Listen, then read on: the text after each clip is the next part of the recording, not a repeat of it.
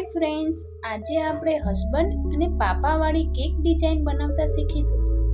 સૌથી પહેલાં ઓટીજીને પ્રીહીટ કરી લઈશું. ઉપર નીચેના બંને રોડ ચાલુ કરીશું. 150 ડિગ્રી સેલ્સિયસ પર 5 મિનિટ પ્રીહીટ થવા દઈશું. 1 કિલો કેક માટે 2 કપ રેડીમેડ ચોકલેટ પ્રીમિક્સ લઈશું. તેમાં 2 નાની ચમચી તેલ નાખીશું અને 1 કપ પાણી નાખીને મિક્સ કરી લઈશું. બેટરને ટીનમાં કાઢીને ટેપ કરી લઈશું. ઓટીજી પ્રીહીટ થઈ ગયું છે.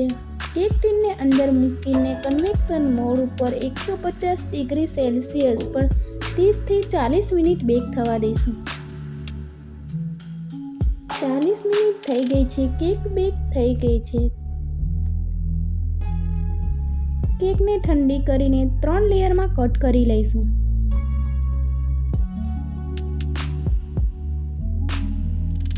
હવે કેકનું એક લેયર લઈને તેના પર થોડું સુગર સિરપ લગાવીશું અને થોડી ક્રીમ અને ચોકલેટ ગનાશ લગાવીશું.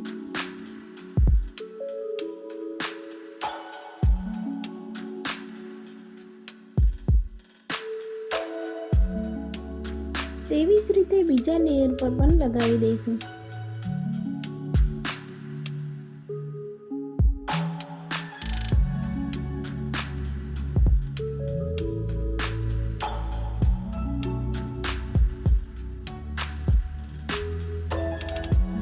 કેકને ક્રમ કોટ કરી લીધી છે. હવે ફાઇનલ આઇસિંગ કરી દઈશું.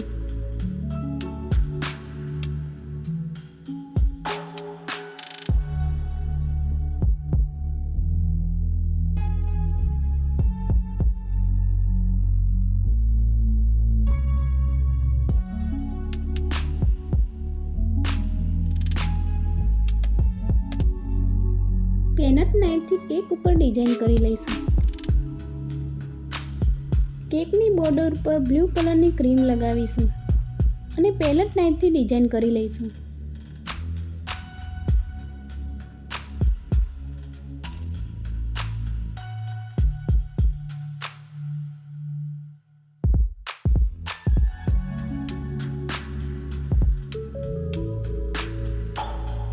કેક ઉપર ગોલ્ડન ઇફેક્ટ આપવા માટે મેં આ ગોલ્ડન જેલ કલર લીધો છે. તેને કેક ઉપર લગાવી દઈશું.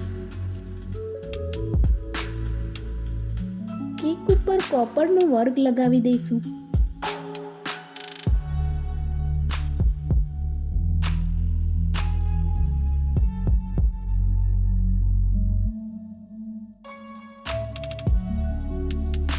વ્હાઇટ કલરના સ્પ્રિંકલ લગાવી દઈશું.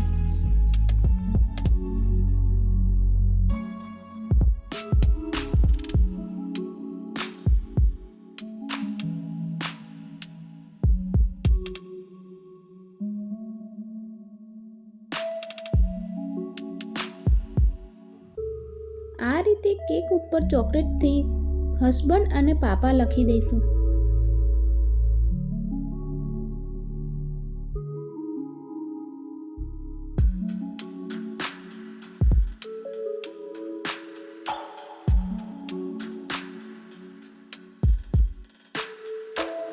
હવે રેડ કલરના હાર્ટવાળા સ્પ્રિંકલ લગાવી દઈશું.